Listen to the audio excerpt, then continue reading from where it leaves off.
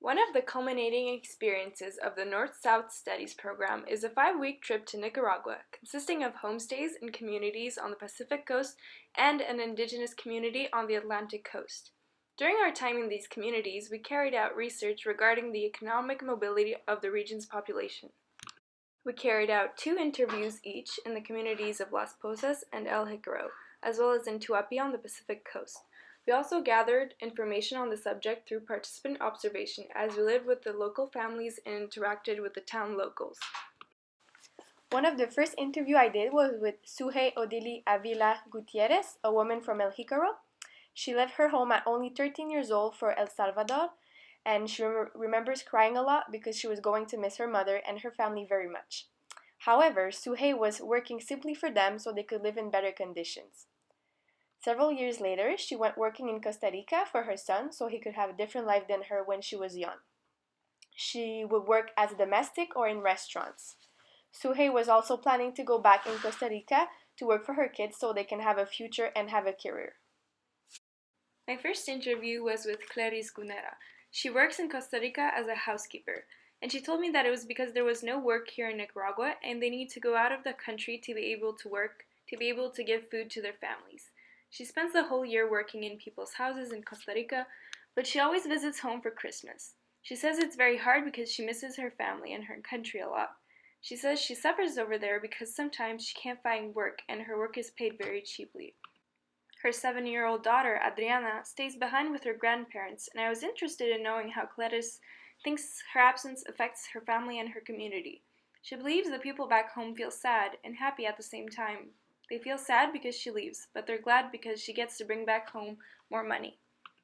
My second interview was with Cedric Zacarias Zamora. He says that here in the region there is no work, therefore they live from the ocean. If they don't go out to sea, there is nothing for them to live off of here on the coast.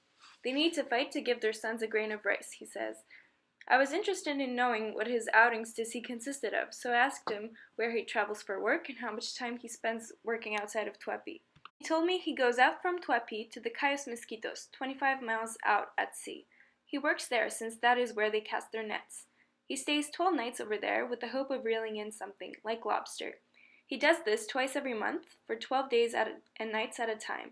He says he knows that it affects his family since he doesn't spend much time with them at home. He considers that he lives in the Cayos Mosquitos.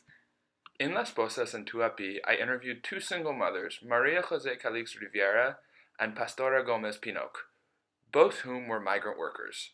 It is interesting to see the underlying theme that had become evident through the interviews, which was the fact that they were both trying to find prosperity out of necessity and the correlation between economic mobility and family.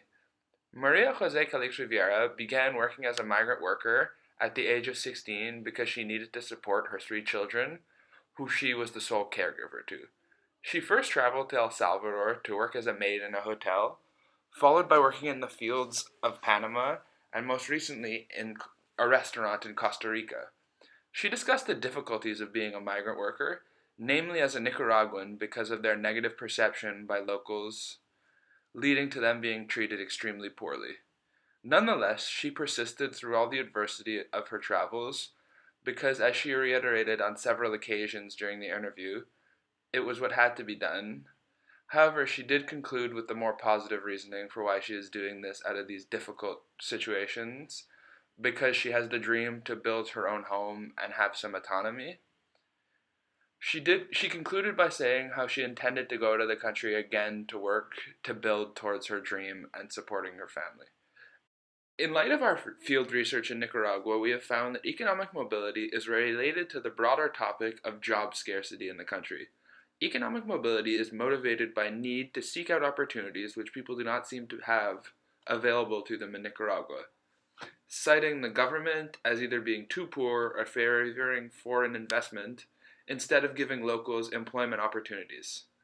While their economic situations vary, the push to leave home and find work outside of their communities is motivated by limited opportunities people see within their own community.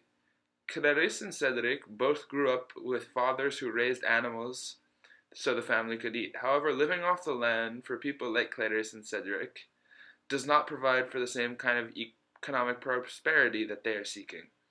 That does not mean that leaving home is an easy decision or that the conditions abroad are ideal, but for them it is the necessary step to provide for their families.